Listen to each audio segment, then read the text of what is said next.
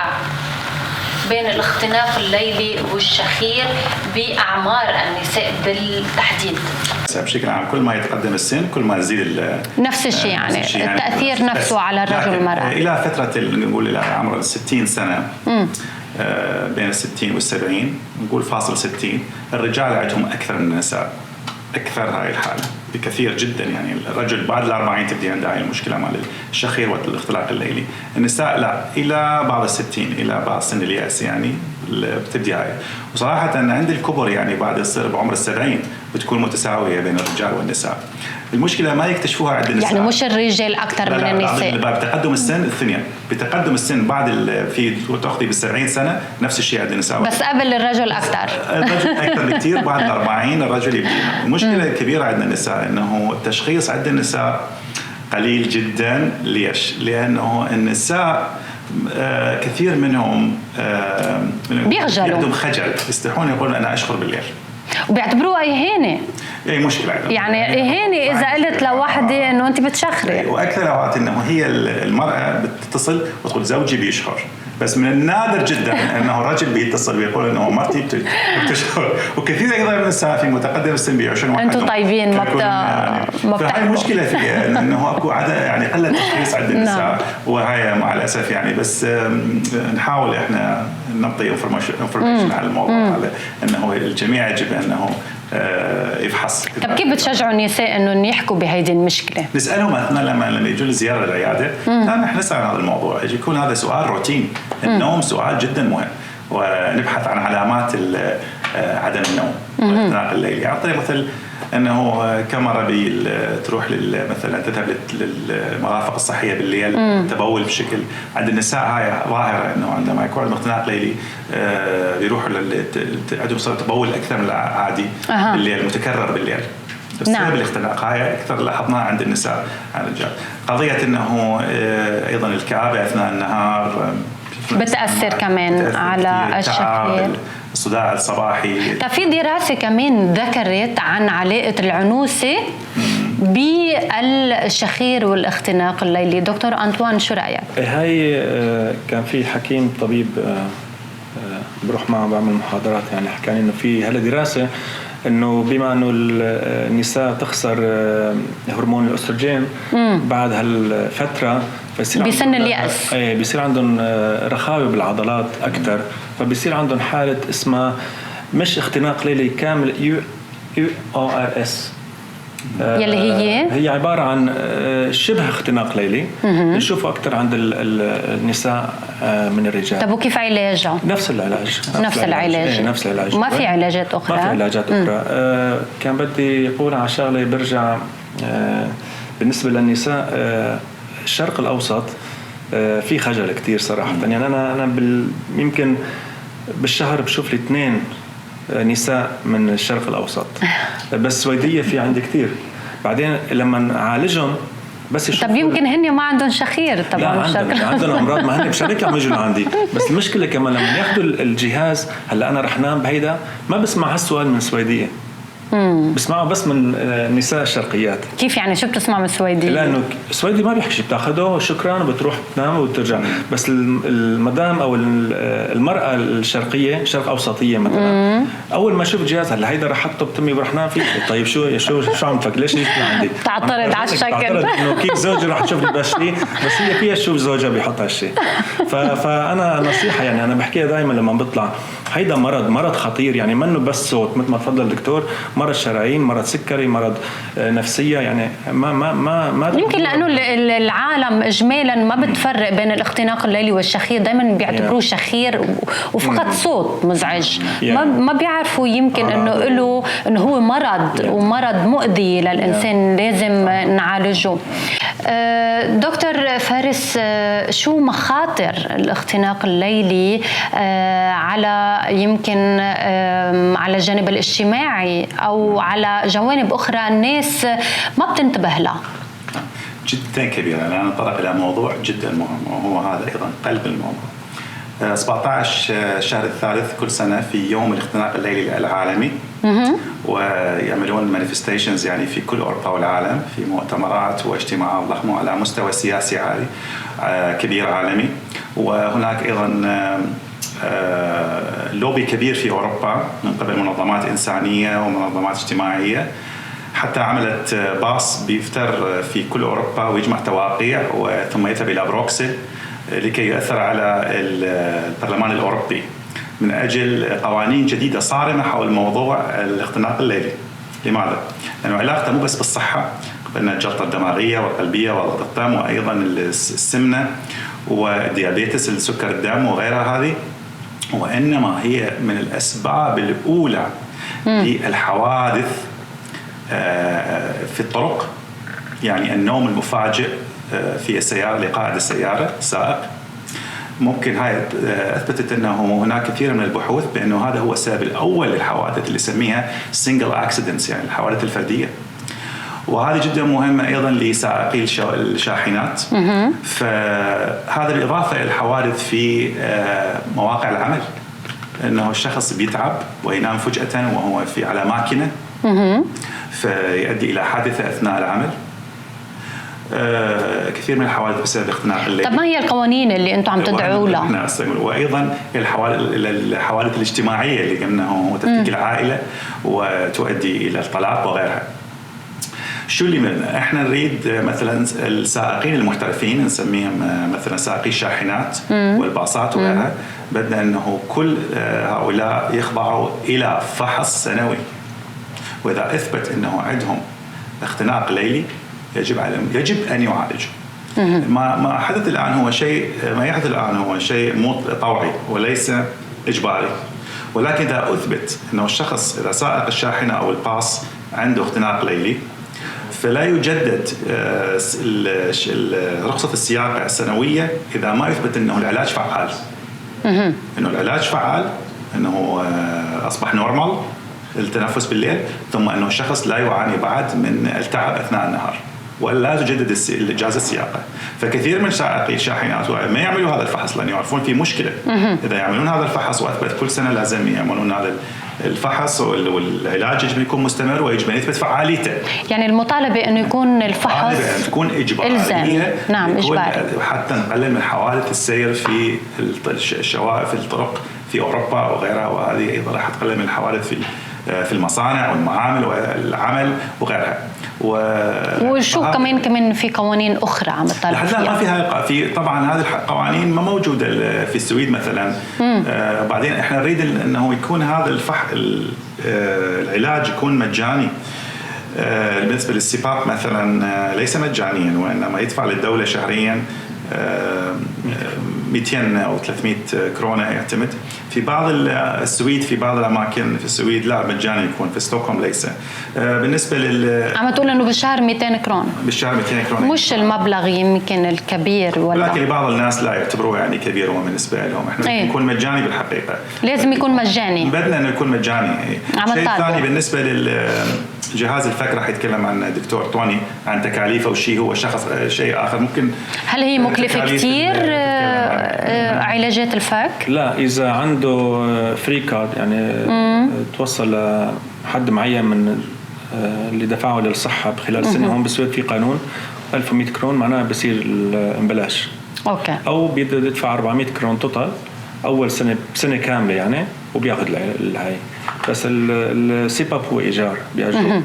يعني أقصى مبلغ 1200. لا 400 كرون 400. بس إذا هو دفع 1100 كرون خلال سنة بصير ببلاش. بصير ببلاش. لا نعم نعم. طيب أنا كمان شايفة هوني على الطاولة في عنا كتير أجهزة، إذا بتشرحوا لنا عنهم. أنا بس بدي زيد على الدكتور فارس كمان إنه هالحالة هي كتير منها وراثية. ليش؟ لأن واحد بيورث الأناتومي تبعه للفك والحلق كمان. فإذا البي أو الأم عنده تراجع بالفك يمكن يصير عنده هو كمان تراجع، فبيورث المرض كمان إذا هي عندها مرض سليب أبنيا. فأنا بحكي فيها بسأل دائما المرضى عندك حدا بالبيت مثلا البابا الماما وأخوذها كمان بيشخروا هاي، خليني كمان يعملوا فحص نوم. بالنسبة لعلاجنا نحن كتير بسيط، بس بدي فرجي شو عم بيصير يعني. إنه نحن لما المريض بينام بيتراجع الفك لورا، بيتراجع الفك لورا وبيرجع اللسان كمان اللي موجود معه موصول معه، فبيصير اختناق لإلي. طب هيدي ما خاصة بالمخدة اللي عم ينام فيه عليها؟ بالعكس نحن بننصح تكون المخدة واطية مش عالية. واطية مش عالية، لأنه دايما بيقولوا تكون عالية مشان يكون واحد مرشح مقرب بيكون عالي أحسن، بس نحن بدنا نفتح مجرى التنفس، ما بدنا نسكر مجرى التنفس. أوكي. فنحن علاجنا بسيط كثير. نحن بدنا نحرك الفك لقدام مشان نفتح، نمنع تراجع الفك مرة تانية لورا واللسان لورا. هو ذات الشيء، يعني السي باب كمان بيعطي هالهواء بيخلي الفك شوي يتحرك لقدام بيفتح مجرى التنفس. فنحن مثل ما قلت لك الجهاز كثير بسيط، بلاستيكتين صغار بتنحط بالفك السفلي بالفك العلوي وبينام عادي، يعني حتى في نام تمه مفتوح كمان. هاي واحد. بس انا وفي شغله تانية كمان اللي عندهم صعوبه بالتنفس، فبننصحهم في مثل ابره صغيره بنعبيها مي وفي له ملح خصوصي كمان، بيحطها بهالطرف، بيغسل انفه قبل ما ينام، خاصه انه عنده حساسيه مثل من الانف للتنظيف، يغسل شوي لينظف الانف. ساعات في بلاستيك معين بيحطه بالانف كمان اذا عنده صعوبه بالتنفس، بيصير بيتحسن كتير صد. يعني أنا بشوف كتير مبسوطين المرضى لما يستعملوا. هيدي كيف يعني ما أكتر إذا بتفسرنا؟ اثنين صغار هيك بيدخلوا بالأنف. أيوة بيدخلوا بالأنف هيك واحدة بوحدة. نعم. بيساعدوا على التنفس، بيساعدوا على التنفس. لما يتنفسوا بيتسكر هون، هي بتضغط عليه بتصير صعوبة يعني بدل عملية اللحمية كمان. أيوة في يعني كتير بتنفع هي، لأن عاملين على هي بالذات، عاملين بكارولينسكا بمشفى كارولينسكا بحث عن الشخير وكيف هي بتساعد الشخير، فشافوا إنه هي عم تنفع. نعم. فهالشغلتين كتير بسيطين في واحد يستعملهم. بعدين أنا بنصح من كل إنسان بيروح على الصيدلية وبيشوف دعايات بالفيسبوك أو بالإنترنت، اشتري دواء، في أدوية مثلا مغمض تمك بيروح الشخير، سبراي بيروح الشخير. يعني ما تستعملوا هالأجهزة، وفي أجهزة كمان للشخير مثل في جهاز هلا ما بعرف يمكن كانوا عم يحكوا عنه، لا انه بتحطها تحت المخدة. أيوة. مثل نوع بتحس انه في صار الشخير صار في نعم بتصير هي بتغير لك نومتك. لا مش بتغير، انت بتفيقي بتغيري النومه. بتكوني على ظهرك، وطبعا اللي بيشخر وعنده سليب ابنيا بيزيد لما يكون النوم على الظهر، فبننصح دائما النوم على الطرف او على البطن. بس هيك ببطل ينام طول الوقت عم يفيق. هيك هي بس انه بنصح العالم يعني لما تحس انه في هالمرض ما تطلعوا تشتروا او واحد يكون عنده يعني يصدق كل شيء عم بيشوفه. لا افضل شيء روح لعند حكيم عمور فحص نوم، وهونيك هو بيقرر المناسب. يعني لان في اوقات هالبلاستيكات اللي بتنباع بالصيدليه كمان بتنفعك، بس مدى خطورتها على الفك تبعك انت كشخص او اسنانك ما بتعرفيها اذا ما بتروح عند اخصائي. فانا بنصح كل انسان انه ما اوكي يمكن يأذوا نفسهم، يمكن تأذوا نفسكم. نعم. يعني هي كثير مهمه. مثل طبيب الاسنان مثلا هلا بيبيعوا حتى عند الفريس، عند الحلاق كوافير عم بيبيع بيض اسنان. طيب بلكي عندك شيء نخر، تسوس بالنيره، ممكن يكون في التهابات معينه اختصاصه. انا بعت للدكتور، انا فيني اشوف واحد عنده اختناق او كذا بس ما بعالجه، انا بقول له لازم تعمل فحص. هو نحن عندنا الحلاق بيعالج كل شيء يا جمال. هاي كثير مهمه. الاخصائي لهيك عاملينه، روح لعند الاخصائي ومن هونيك نبلش العلاج. نعم دكتور فارس عندك كلمه. ايضا لازم بنهايه الحلقه انه قبل ما نبدي باختيارات العلاج اذا كان سيباب او اذا كان الجهاز الفكي، شيء جدا مهم انه ايضا ننصح المريض بتغيير نمط وطريقة حياته. تقليل الوزن، يجب أن يقلل وزنه. بعض الأحيان بس يقلل وزنه ممكن تقل هاي الحالة عنده، خاصة الشخير والاختناق الليلي. تنزيل الوزن أول شيء، يبتعد عن التدخين ويقلل من الكحول. هدول النصائح للمرأة والرجل. الرجل اثنيناتهم، لو خاصة الكحول إذا يشرب متأخر في الليل يؤدي إلى أيضا استرخاء العضلات بشكل أكثر، فيؤدي إلى الشخير بشكل أكثر. هاي حالة معروفة إنه الشخير بيزيد أثناء تناول الكحول بكميات كبيرة بالليل. فالتدخين، الكحول، وتنزيل الوزن، ثم أيضا تقييم الاسترس، الزخم النفسي جدا مهم، والحركة المستمرة، يعني أنه يجب أنه يتحرك، يعمل رياضة، بيتمشى، وهي جدا مهمة. هاي نسأل عنها كلها ونثبتها ونعمل برنامج مع المريض أنه نتفق على هاي الاشياء كلها المهمه. العلاقه بالامراض النفسيه، مشاكل الامراض النفسيه مثل الاسترس، مثل ما قلنا القلق والستريس، هذا جدا مهم. هذا يعني هذا ايضا مكمل للموضوع. يجب ان ينام بمشكله النوم فقط، ليست هي اختناق الليل وغيره، وانما اكو هناك مشاكل اخرى مثل القلق، مثل ما تفضلتي، الازعاجات اخرى اثناء الليل بسبب صوت او ضوء او شيء اخر غير مريح يؤدي الى ازعاج. الالام، اذا شخص يعاني من الام في جسمه ما يقدر ينام بشكل جيد، فيجب ان تعالج هذه الالام عام أيضا. فهناك أشياء، بس بشكل عام نمط الحياة يجب أن يتغير. تقليل الوزن، الأكل الصحي الجيد، الرياضة، إنه يبتعد عن التدخين، ممكن تحل مشاكل مثلا اللي عندهم بشكل بسيط، يعني مو عندهم توقع الاختناق الليلي الكلش متطور. أكثر المخاطر إذا بدنا ننهي هيدي الحلقة، إذا ذكرنا المخاطر يلي ممكن تصيب الإنسان من وراء الشخير والاختناق الليلي، غير إنه يوصل للوفاة، شو كمان ممكن مخاطر تأثر عليه على حياته اليومية؟ إحنا تكلمنا عن الحوادث اللي ممكن تصير أثناء العمل وأثناء السياقة، أيضا أثناء حوادث الطرق، وأيضا الحوادث الاجتماعية اللي ليش السهلة، يعني إنه بيزعج العائلة كلها ويزعج البارتنر اللي وياه بالبيت، ويؤدي إلى حوادث اجتماعية نسميها. بس مثلا إنه زيادة الضغط لها علاقة مع ضغط الدم، وضغط الدم هو من الأسباب الأساسية للجلطة الدماغية. فهناك علاقة جدا وثيقة مع ضغط الدم والجلطة الدماغية، وإذا ممكن نعالجها فتقلل الإصابة بالمرضين. طيب ودكتور أنطوان، هل بتحب تضيف شيء خاصة بنظام الرعاية الصحية بالسويد؟ هل هو عم يبدي اهتمامه بمسألة الشخير والاختناق الليلي؟ طبعا هلا عم نشوف انه بالجامعات عم بيدرسوا اكثر. بالطب البشري من زمان كان يمكن يدرسوا ساعتين بس عن سليب ابنيا وامراض الشخير، هلا عم بتزيد اكثر واكثر، وعاملين كمان مثل نادي او مؤسسه طبيه للاطباء الاسنان واطباء الصحه اللي مختصين بالنوم. بنجتمع بالسنه مرتين وبنعمل كورسز، دورات وابحاث يعني نحكي فيها يعني.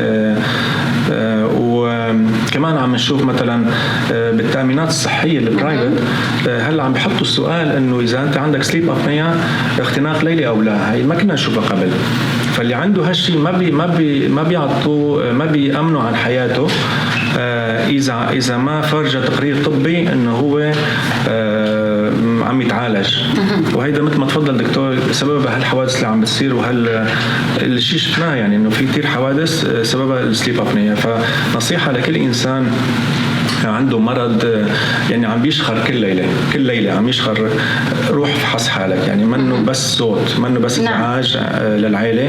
هيدا مرض خطير وفينا نساعدك فيه، يعني إن كان أنا يتصل معي أو مع دكتور فارس أو طبيب الصحة العادي تبع البيت يعني، وهو يبعثنا نعمل فحص نوم. نعم. فنحن خاصة من جماعة الشرق الأوسط منه بس صوت، منه بس ازعاج اجتماعي. هيدا مرض اعتبروه مثل مرض قلبي، أنا بعتبره مرض قلب وشرايين. هيدا يجب علاجه بأسرع وقت ممكن. نعم. دكتور فارس عندك كلمة كمان؟ طبعا إنه المريض إذا أي شخص يريد يعمل هذا الفحص، فبالدرجة الأولى يجب أنه يراجع طبيب العائلة اللي يسميه هنا بالسويد بالهيوس ليكر أو الفاميلي دكتور، ويتصل به. وأيضا طبيب العائلة ممكن أنه يرسل إلى الجهة المختصة، لأنه في حاجة إلى يعني إرسال من طبيب العائلة إلى المختبر اللي يعمل. هناك مختبرات معينة في ستوكهولم تعمل هاي الفحوصات، وعندهم أطباء مختصين في هذا الموضوع جدا مهم. نعم. أنا بدي أشكرك دكتور فارس الخليلي، أخصائي القلب وشرايين القلب، ودكتور أنطوان الخوري، اختصاصي الأسنان وجراحة الأسنان. وبدي أشكركم متابعين برنامج الهيلثا أو الصحة على متابعتكم إلنا، وبتمنى لكم نوم بلا شخير.